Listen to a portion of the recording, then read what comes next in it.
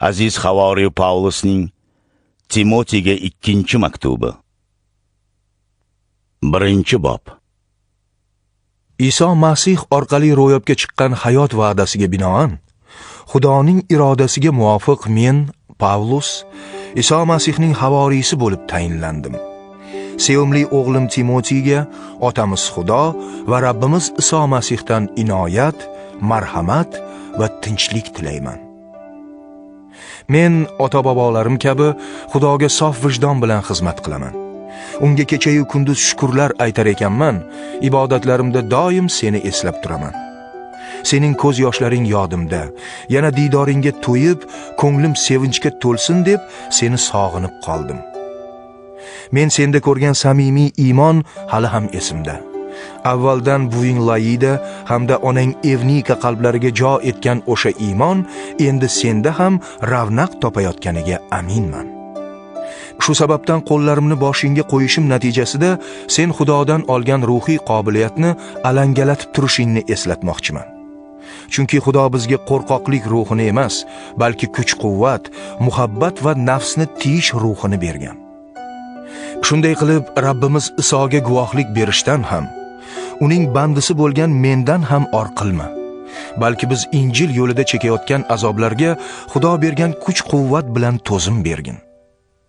Xudo bizlarni qutqardi va muqaddas bir da'vat bilan chaqirdi.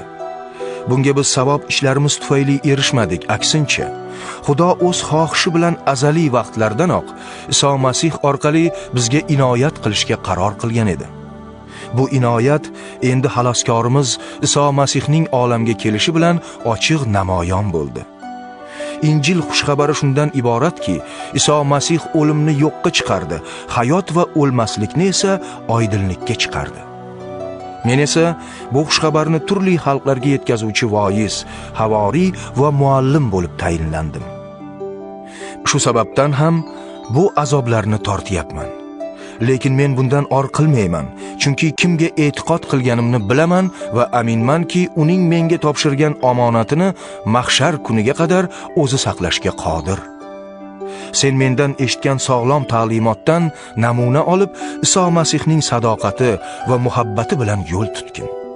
Senga topshirilgan ulug' omonatni ichimizda yashovchi muqaddas ruh yordamida saqlagin. Asiya viloyatidagilarning hammasi, shu jumladan Figel bilan Hermogen mendan yuz o'girganlarini bilasan. Rabbimiz Anisiforning uyiga marhamat ehson etsin. Chunki u zanjirbandligimdan uyalmay bir necha marta kelib mening ko'nglimni ko'tardi. U Rimga borib katta harakat bilan meni axtarib topdi.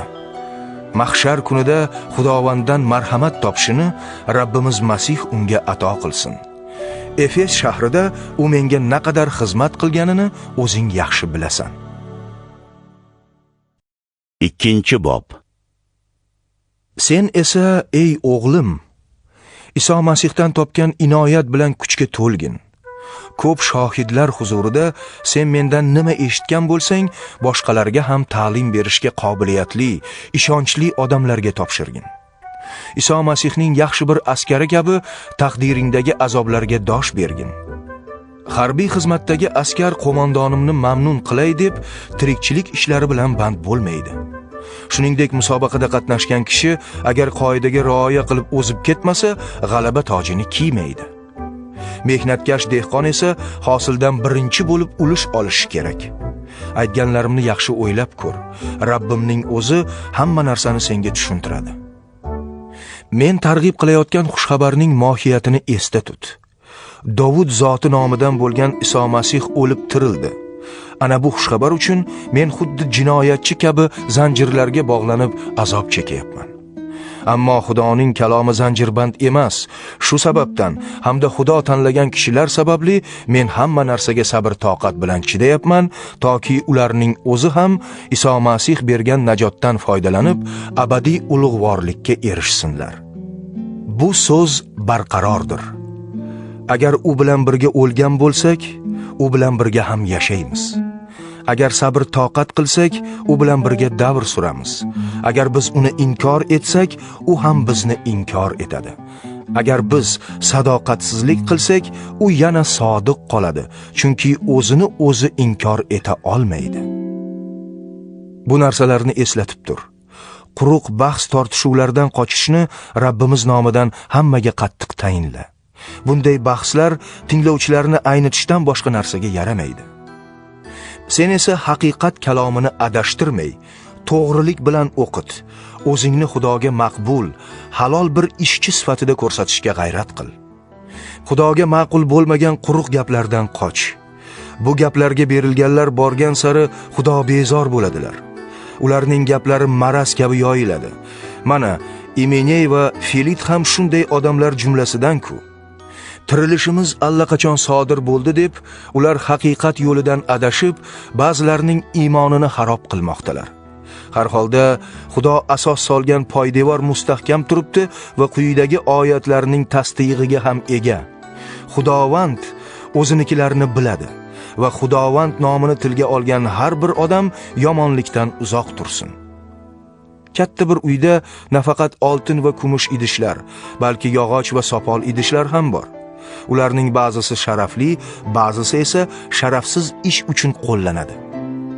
Kimki bu yomonliklardan o'zini poklasa, egasi uchun foydali, har bir yaxshi ishga yaroqli, sharafli va muqaddas idish bo'ladi. Yoshlik ehtiroslaridan qoch. Sof qalbdan Rabbimiz Iso ismini chaqirgan hamma odamlar bilan birga solihlik, iymon, sevgi va tinchlik paydan bo'lgin. Ahmoqona va johilona bahslardan uzoqlash. Bular faqat janjalga sabab bo'lishini bilasan. Xudoning quli janjalkash bo'lmasligi kerak. Aksincha, u hamma bilan muloyim, o'rgatishga tayyor, sabr-toqatli bo'lsin.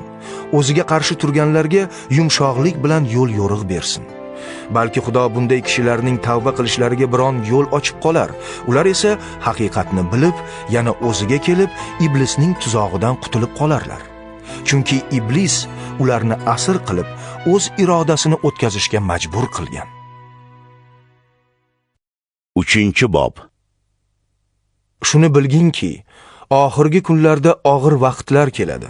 U paytda odamlar nafs bandasi, pulparast, maqtanchoq, kibrli, kofir, ota-onaga itoatsiz, nonko'r, Xudo bexabar, shafqatsiz, murosasiz, g'iybatchi, nafsini tiya olmaydigan, insonlik va yaxshilik dushmani, xoin, bemulohaza, mag'rur bo'ladilar. Xudodan ko'ra aysh-ishratni ko'proq sevadilar. O'zlarini xudojo'y ko'rsatib, ilohiy qudratni esa inkor etadilar. Bunday odamlardan uzoqlash. Ular gunohlarga botgan, turli hirsu havaslarga berilgan juvonlarning uy-joylariga suqilib kiradilar va ularning dilini ovlaydilar. Bu juvonlar har doim o'qib turib, haqiqatni aslo uqa olmaydilar. Yanni bilan Yambri Muso payg'ambarga qanday qarshi turgan bo'lsalar, bu odamlar ham haqiqatga xuddi shunday qarshi turadilar. Ular fikri buzuq, iymonda tajribasiz odamlardir. Ammo ular yana muvaffaqiyat qozona olmaydilar. Chunki Yanni va Yambrining aqlsizligi ma'lum bo'lganidek, bularning ham aqlsizligi hammaga ma'lum bo'ladi. Sen esa menga ergashding. Ta'limotim, turmush tarzim, murod maqsadim, iymon, sevgi va sabr toqatimdan namuna olding. Boshimga kelgan quvg'inlarni, Antioxiya, Ikoniya va Listra shaharlarida chekkan azoblarimni eshitding. Qanday quvg'inlarga sabr toqat qildim. Rabbim meni hammasidan qutqardi. Iso Masih yo'lida diyonatli yashamoqchi bo'lgan odamlarning hammasi ham quvg'inga duchor bo'ladilar. Yomon va firibgar odamlar esa boshqalarni aldabgina qolmasdan, o'zlarini o'zlari ham aldab, tobora razillashib boradilar. Sen esa olgan ta'liming va senga topshirilgan omonatga sodiq qol, chunki bu ta'limni kimdan olganingni bilasan. Sen bolaligingdanoq muqaddas yozuvlarni o'rgangansan. Bu yozuvlar seni Iso Masihga ishonish orqali dono qilmoq va najot yo'lini ko'rsatmoqqa qodir. Har bir muqaddas yozuv ilohiy ilhom bilan yozilgan bo'lib, ta'lim berish, dalolat qilish, tuzatish, solihlik yo'lida tarbiya berish uchun foydalidir. Shu yo'sin Xudoning quli komil va har qanday yaxshi ishga qobil bo'ladi. 4-bob. Xudoning huzurida hamda tirigu o'liklarni hukm qilajak, ko'kdan tushib o'z saltanatini joriy qilajak Iso Masih huzurida senga qat'iy buyuraman. Xudo kalomini va'z qil. Hozir buning vaqti emasmi demay, doim gapirishga tayyor bo'l. Butun sabr toqat bilan ta'lim berib, odamlarni mulzam qil, ularga ta'na-yu nasihat qil.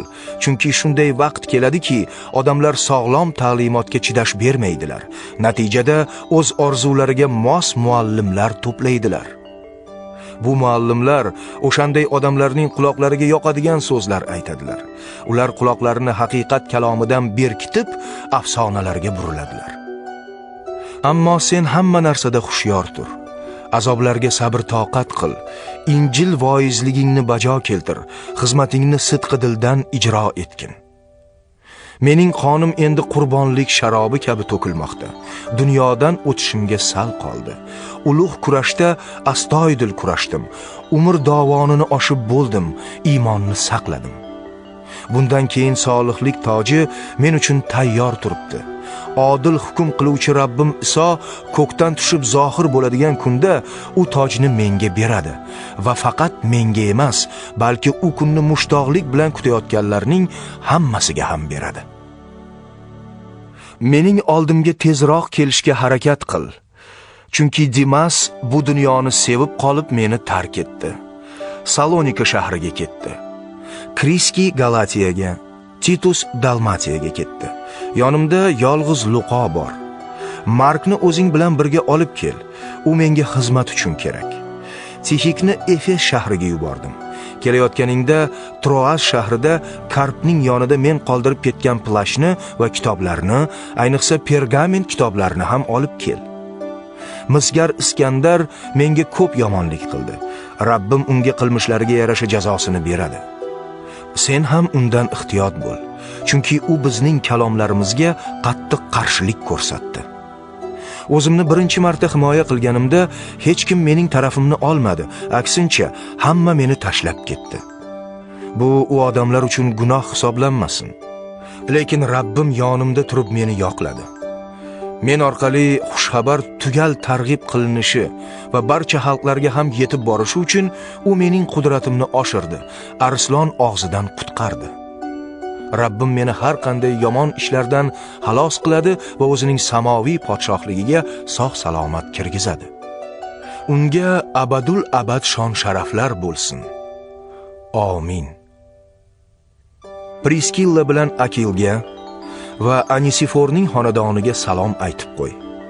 Yerast Korinf shahrida qoldi. Trofimni esa kasal holda Milit shahrida qoldirib ketdim. Qish boshlanishidan oldin kelishga harakat qil. Evul, Put, Lin, Klavdiya va butun birodarlar senga salom yo'llayaptilar. Rabbimiz Iso Masih sening ruhingga yor bo'lsin. Uning inoyati hammangizga yor bo'lsin. Amin.